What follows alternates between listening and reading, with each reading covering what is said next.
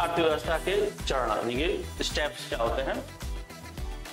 तो आपको मालूम है कि सबसे पहले यानी कि क्या होता है आपका अर्थव्यवस्था में, पहले उसके चरण देखा जाए तो सबसे पहले क्या होता है किसी चीज का उत्पादन होता है। फर्स्ट क्या है?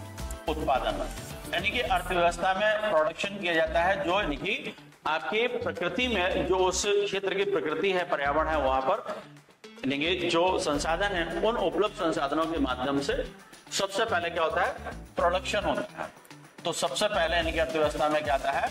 आपका प्रोडक्शन आता है और फिर इसके बाद यानी कि इन्हीं चीजों का जो उत्पादन कर लिया जाता है लोगों के द्वारा उपभोग किया जाता है। क्या किया जाता है? कंजप्शन किया जाता है, कंजप्शन किया जाता है।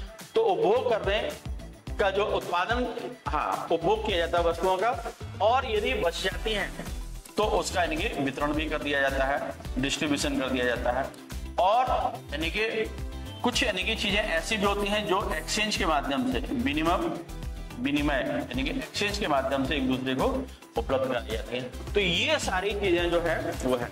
तो हाँ, लेकिन जनजातीय लोगों में जो उत्पादन का कार्य होता है वो अकेला एक कोई व्यक्ति नहीं करता है। जैसे आधुनिक समाज में क्या है कि प्रोडक्शन है तो कई चीजों को यानी कि व्यक्ति अकेला कर सकता है, लेकिन यहाँ पर ऐसा नहीं होता है। जनजातीय समाज में यानी कि अन्य लोगों का सहयोग भी आवश्यक होता है।